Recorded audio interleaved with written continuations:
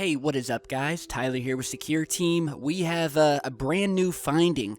Something very strange was just spotted up in space by cameras on the International Space Station. Now, this was originally discovered by a fellow UFO research channel by the name of StreetCap1. We've mentioned him many times before. Be sure to check out his channel. And as you're seeing in this footage here in these still images, for a split moment, as we're watching the Earth rotate in the distance, we have this beautiful shot here. We see very quickly something pass by. I mean, in a split second, because things up in space are moving extremely fast. But this object was a little bit more strange than the usual satellites that we might see going by in the distance, because this object is glowing bright red, which is indeed something very different from what we normally see out in space. You're seeing some still images of that here. And the first thing I want to point out is just look how bright this thing is. Extremely bright. Giving off this, this glowing red aura as we see it moving past the camera, lightning speed. And the reason that this clip is so special, and is the reason I wanted to show you guys this today, is the fact that when we're talking about these bright glowing red objects out in space, this reminded me of a very infamous, and still to this day, unexplained UFO encounter that occurred once again in space and by astronauts who actually saw this thing and snapped photos of it during what is now known as the 1973 Skylab 3 incident. So for those of you who don't know, the Skylab was a 100-ton orbital research and observation platform consisting of an airlock module, docking adapter, orbital workshop, and a solar and terrestrial telescopic observatory called the Apollo Telescope Mount.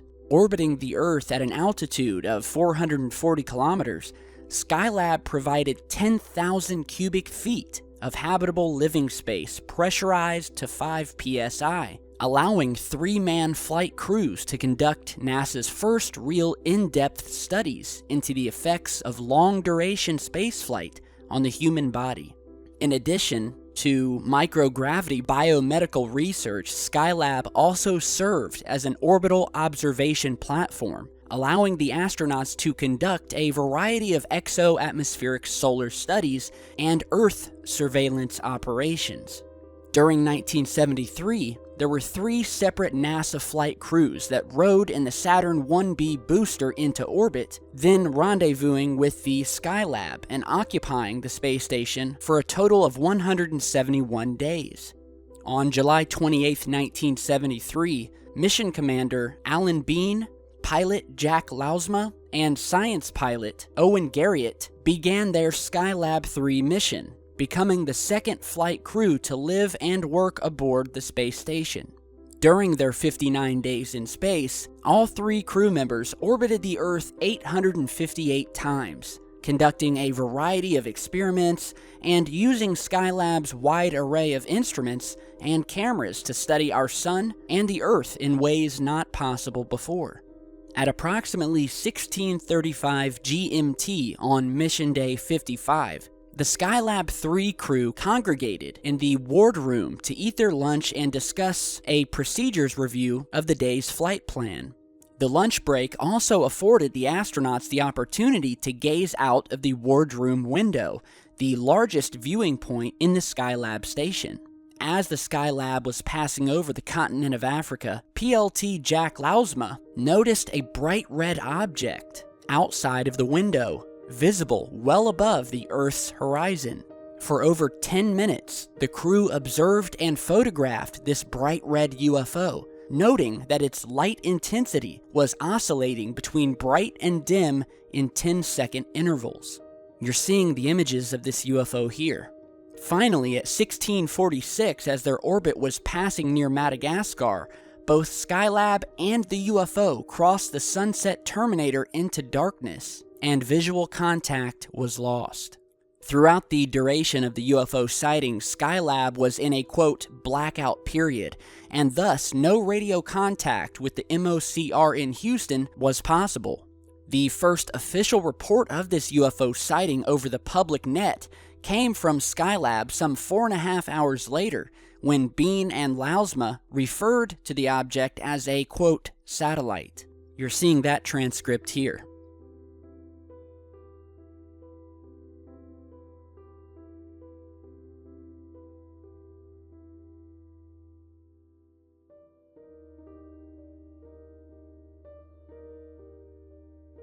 In the Skylab post-mission technical crew debriefing documentation, the astronauts spoke about this object further, stating, and I quote, "Do you want to talk about that satellite? I saw a couple of satellites that appeared like a satellite would on Earth.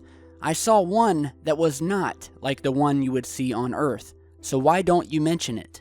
Okay, about a week or 10 days before recovery, we were still waiting for information to be supplied to us about the identification. Jack first noticed this rather large red star out of the wardroom window. Upon close examination, it was much brighter than Jupiter or any of the other planets. It had a reddish hue to it, even though it was well above the horizon. The light from the sun was not passing close to the Earth's limb at that time. We observed it for about 10 minutes prior to sunset. It was slowly rotating because it had a variation in brightness. As I was saying, we observed it for about 10 minutes until we went into darkness, and it also followed us into darkness about 5 seconds later.